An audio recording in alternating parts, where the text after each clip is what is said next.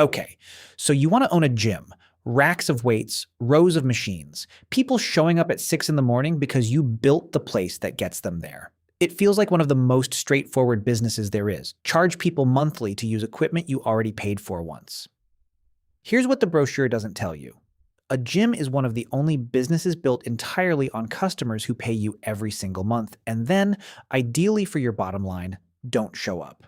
That's not a joke. That's the actual business model. And once you understand that one sentence, almost everything else about gym economics stops being confusing and starts being math. In retail, in restaurants, in gyms, every cost hits you at once. Every month, whether the parking lot is full or empty. Rent doesn't care. Payroll doesn't care. The loan on your squat racks definitely doesn't care. So, what actually makes a gym profitable? It's not the workout, it's not the equipment, it's the space between how many people pay you and how many people actually walk through the door. Let's build the real numbers, starting before a single membership is ever sold. A small to mid-sized gym needs 3,000 to 10,000 square feet, depending on whether you're running a boutique studio or a full commercial floor.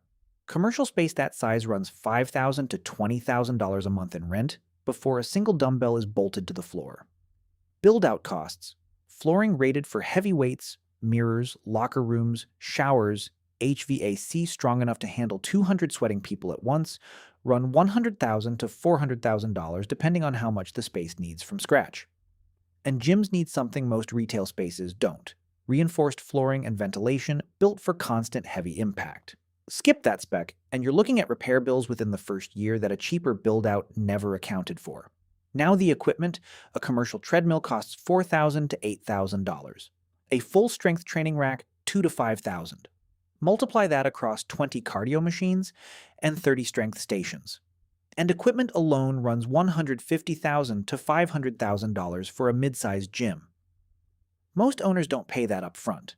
They lease equipment instead, paying 10 to 20% of the purchase price every year, spreading the cost out but paying more over time than if they'd bought it outright, the same trade-off as leasing a car instead of buying one. Either way, this is money spent before your first member ever walks in. 3 minutes into the real math, and you've already committed several $100,000 to a business that hasn't sold a single membership yet. A gym needs a front desk, at least one manager, cleaning staff, and personal trainers. And here's the detail most first-time owners miss.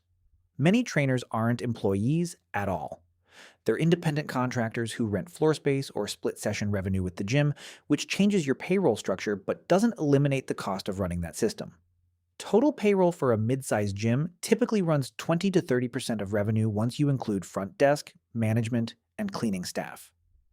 On a gym doing $1 million a year, that's $200,000 to $300,000 in labor before you've paid rent or a single utility bill. Here's where gym economics gets genuinely strange compared to almost any other business. A low-cost gym charges $10 to $30 a month. A premium boutique studio charges $150 to $300 a month for the exact same square footage. The low-cost model works on volume. Thousands of members, most of whom rarely show up, generating steady revenue against relatively fixed costs. The premium model works on scarcity. Fewer members, higher engagement, classes capped at a set number of spots, charging enough per person that even a smaller membership base covers the bills. Neither model is wrong, but picking the wrong one for your location and target customer is one of the fastest ways to fail, because the entire cost structure behind the scenes has to match which pricing model you chose. This is the number that quietly determines whether any gym survives: churn. The average gym loses 40 to 50% of its members every single year. That means to simply stay flat, not grow, just stay the same size, you need to replace nearly half your membership base annually. And churn isn't evenly spread. January brings a flood of new signups chasing resolutions, and by March, a significant chunk of them have already stopped coming, even though most are still paying because they haven't formally canceled yet. That gap, people who've stopped showing up but haven't canceled, is actually where a lot of gym profit quietly lives. It's uncomfortable to say out loud, but it's true. A gym that got every single paying member to show up every single day would need triple the equipment and staff it currently has, and the math would completely fall apart. Here's a number most people forget to ask about: Membership dues alone often aren't even the most profitable line on a gym's books. Personal training is the big one. A gym might charge a member $40 a month for full access, then sell that same member 6 sessions a month at $70 a session.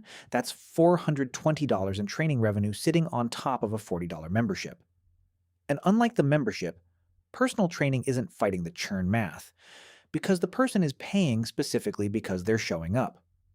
Then there's retail.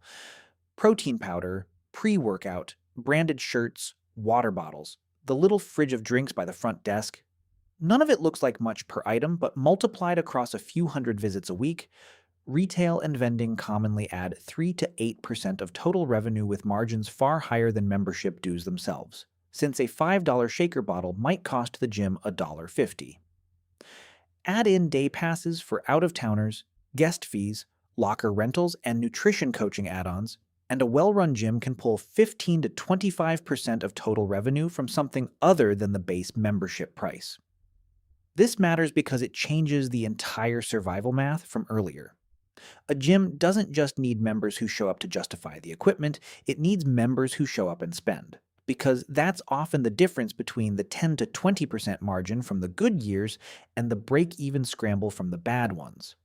It's also why so many gyms push new members toward a trainer consultation in the first week, not to upsell for its own sake, but because a member who buys training in month 1 is statistically far less likely to become next spring's churn statistic. Walk into most gyms at 10 in the morning on a Tuesday, and you'll see empty equipment, a quiet front desk, and a manager doing paperwork. That's not bad luck. That's the defining shape of this business. Gyms are busy for maybe 4 hours a day, early morning and early evening, and dead the rest of the time. But rent, utilities, and a minimum staffing level are due for all 24 hours the doors are unlocked, whether 10 people or 200 walk through in a given hour. This is why so many gyms add classes, personal training slots, and off-peak promotions, not to fill the gym for its own sake, but because every dead hour is still costing full price whether anyone uses it or not. Gym liability insurance runs $2,000 to $10,000 a year, and that number climbs fast with claims history, because a facility full of heavy weights and cardio equipment is, statistically, an injury-prone environment. A single serious injury lawsuit can run into 6 figures if a gym is found even partially negligent on equipment maintenance or supervision. Most owners also carry separate coverage for trainers, especially contractors running their own sessions, because the gym's liability doesn't automatically cover an independent trainer's client. Add it up for a mid-sized gym doing roughly $1 million a year in membership revenue. Rent, $120,000 to $240,000. Equipment lease or debt service, $50,000 to $100,000. Payroll, $200,000 to $300,000. Insurance, $5,000 to $10,000. Utilities and maintenance, $60,000 to $100,000. Marketing to fight that 40 to 50% churn, another $50,000 to $80,000. Total operating costs often land between $500,000 and $800,000 a year against that $1 million in revenue. And that's before counting the non-dues revenue that can push the top line meaningfully higher without adding much to the cost side. That's a real net margin in the 10 to 20% range in a good year, thinner in a bad one, and a very bad January can wipe out most of it by itself. So how does the low-cost model, the $10 a month gyms you've seen advertised everywhere, actually make this work at such a low price point, volume, and a very deliberate understanding of churn? These chains sign up far more members than their square footage could physically hold if everyone showed up at once, because the math already assumes most people won't come consistently.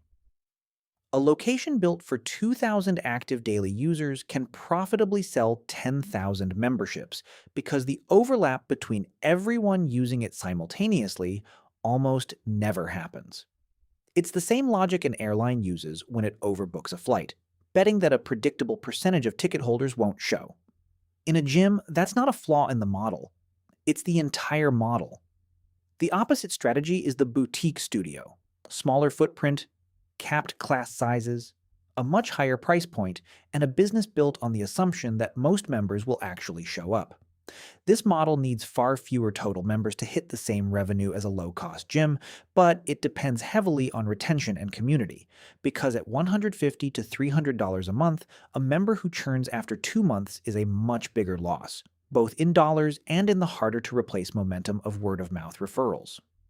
Boutique studios often spend heavily on instructor quality and class experience, because unlike a low-cost gym competing on price, a boutique studio is competing entirely on whether the 45 minutes someone spends there feels worth the premium. And there's a competitor that didn't exist 20 years ago sitting in millions of American living rooms: connected home fitness equipment and streaming workout apps. A high-end connected bike or treadmill costs $1,000 to $3,000 upfront, plus a monthly subscription far cheaper than most gym memberships. And it never has a line for the squat rack, never closes at midnight, and never requires driving anywhere.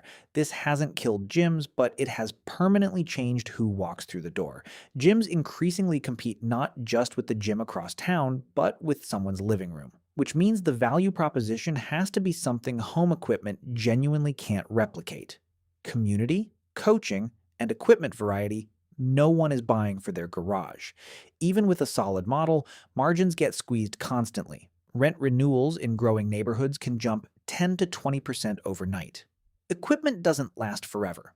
Cardio machines in heavy commercial use often need major repair or replacement within 5 to 7 years, a rolling expense that never fully stops. Minimum wage increases hit front desk and cleaning staff directly, with no easy way to raise membership prices to match without triggering exactly the churn spike that already threatens the business. And marketing costs to fight churn compound over time. The same 40 to 50% of members you lose every year still need to be replaced with new signups, and each new signup costs real advertising dollars to acquire. The average independent gym operates on a net margin in the single digits to low teens. The 10 to 20% from the earlier section is the well-run outcome, not the guaranteed one. This is why so many independent gyms don't make it past the first 3 years. It's rarely bad equipment or a bad location on its own. It's usually a January membership spike that owners mistake for permanent growth, followed by a spring churn wave nobody budgeted marketing dollars to replace, combined with fixed costs that don't shrink just because attendance did. The gyms that survive are almost always the ones that planned for the dead months from day one instead of discovering them the hard way in month 4. So some owners buy into an established gym franchise instead of building independently.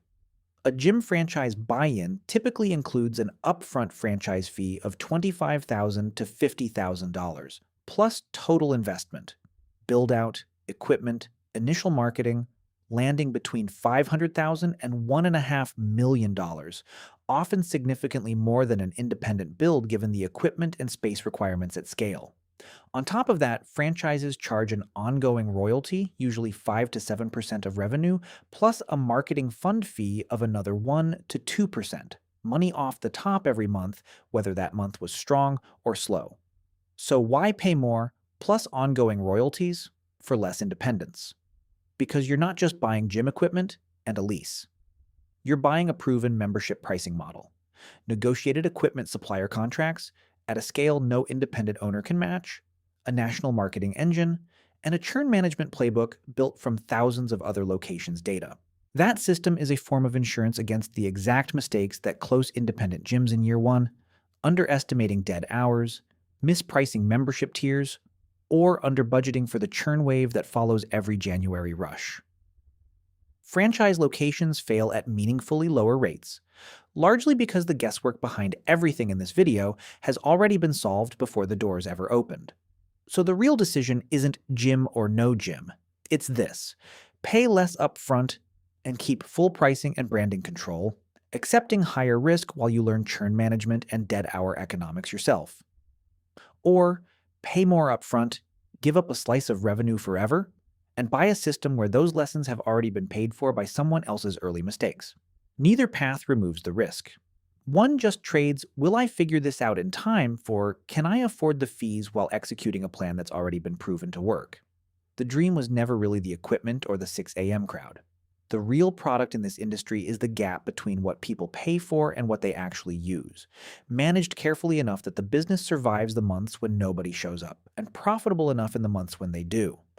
Whether you build that balance yourself from zero or pay someone else for a system that's already been calibrated, the workout was always the easy part. The membership math was the real business.